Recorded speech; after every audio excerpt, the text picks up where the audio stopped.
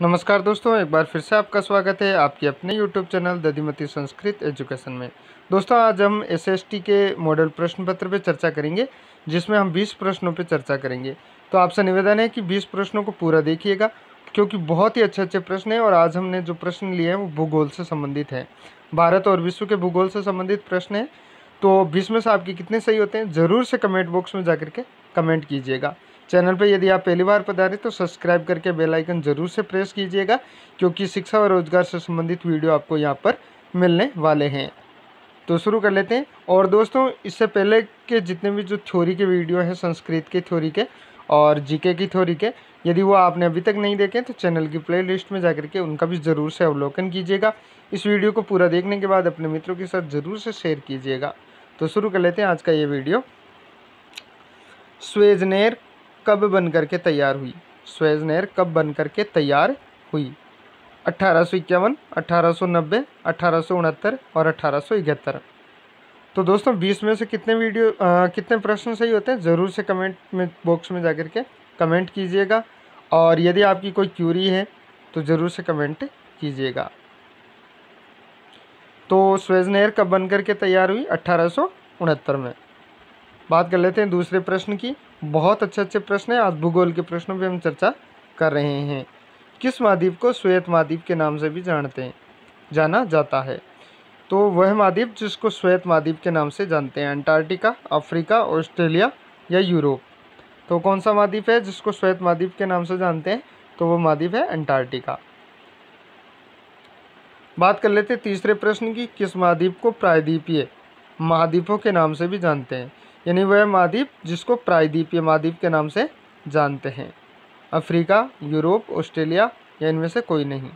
तो वो कौन सा महाद्वीप है जिसको प्रायद्वीपीय महाद्वीप के नाम से जानते हैं? तो वो महाद्वीप है यूरोप।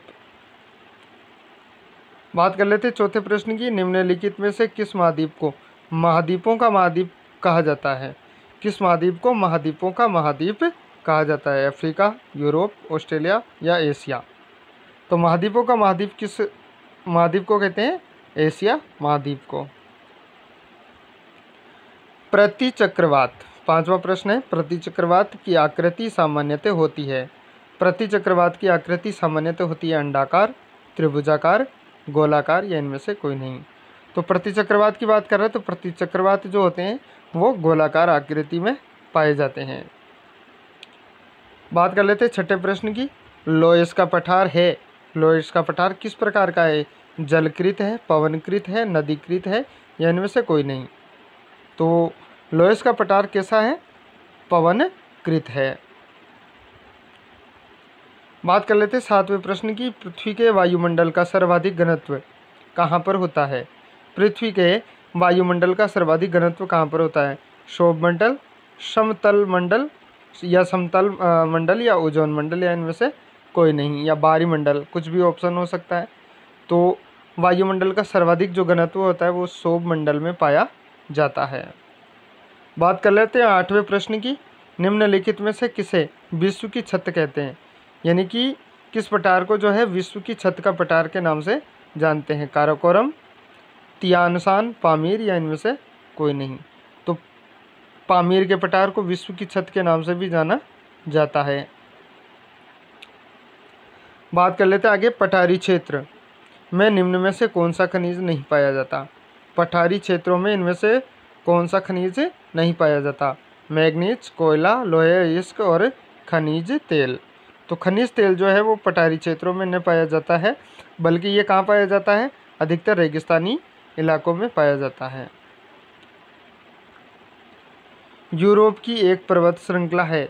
यूरोप की पर्वत श्रृंखला कौन सी है? अल्पस, हिमालय, रॉकी या इनमें से कोई नहीं। तो कौन सी है? अल्पस जो है वो यूरोप की एक पर्वत श्रृंखला के नाम से जानी जाती है। वोल्गा नदी कहाँ पर गिरती है? वोल्गा नदी कहाँ पर गिरती है? काला सागर, लाल सागर, कैस्पियन सागर या भूमध्य सागर। तो वोल्गा नदी कहाँ पर गिरती है? कैस्पियन सागर में। दोस्तों, यह वीडियो आपको कैसा लग रहा है ज़रूर से कमेंट बॉक्स में जाकर के कमेंट कीजिएगा। विश्व में सबसे ऊंचा बांध कौन सा है? तो दोस्तों, विश्व का सबसे ऊंचे बांध की बात कर रहे हैं रघुवंश की इनगुरी, भागड़ा या इनमें से कोई नहीं।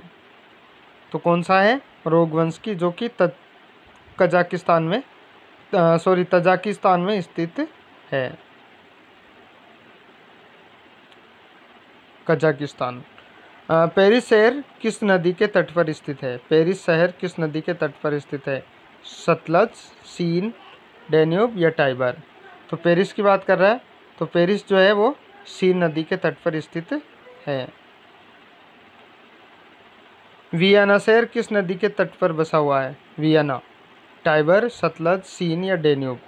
तो वियना की बात कर रहा है, तो वियना जो है वो डैन्यूब नदी के किनारे स्थित है। बात कर लेते हैं रोम नगर। ये कई बार परीक्षा में पूछा जा चुका है, अलग अलग परीक्षाओं में। रोम जो है वो किस नदी के किनारे बसा हुआ है? राइन, वस्टुला, टाइबर या एवन? तो रोम जो है वो किस नदी के किनारे है? टाइबर नदी के किनारे। बात कर लेते हैं 16वें प्रश्न की। हेम्बर्ग किस नदी के मुहाने पर स्थित है? हेम्बर्ग किस नदी के मुहाने पर स्थित है? राइन, एल्ब, सीन या रॉन? तो हेम्बर्ग जो है वो एल्ब नदी के मुहाने पर स्थित है। बात कर लेते हैं 17वें प्रश्न की।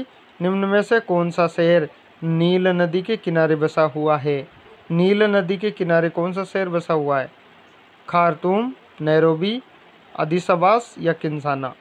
तो नील नदी के इनमें से कौन सा शहर बसा हुआ है? खार्तूम। बात कर लेते हैं 18वें प्रश्न की। डेल्टा का नामकरण करता किसे माना जाता है?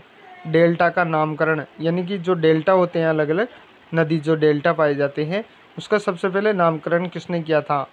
पोलोडोमिनियन, हेकेटियस, हेरोडोटस या इनमें से कोई नहीं? तो डेल्टा का नामकरण किसने किया था? हेरोडोटस ने।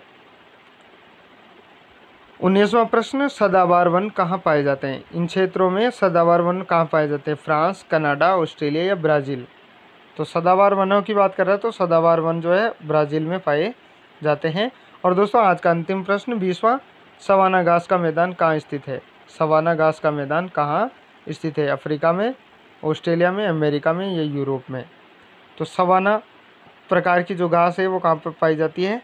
अफ्रीका में। दोस्तों ये वीडियो आपको कैसा लगा? Thanks for watching. ज़रूर से कमेंट बॉक्स में जाकर के कमेंट कीजिएगा। पूरा देखने के लिए धन्यवाद। मिलते हैं अगले वीडियो में, तब तक के लिए जय हिंद, जय भारत।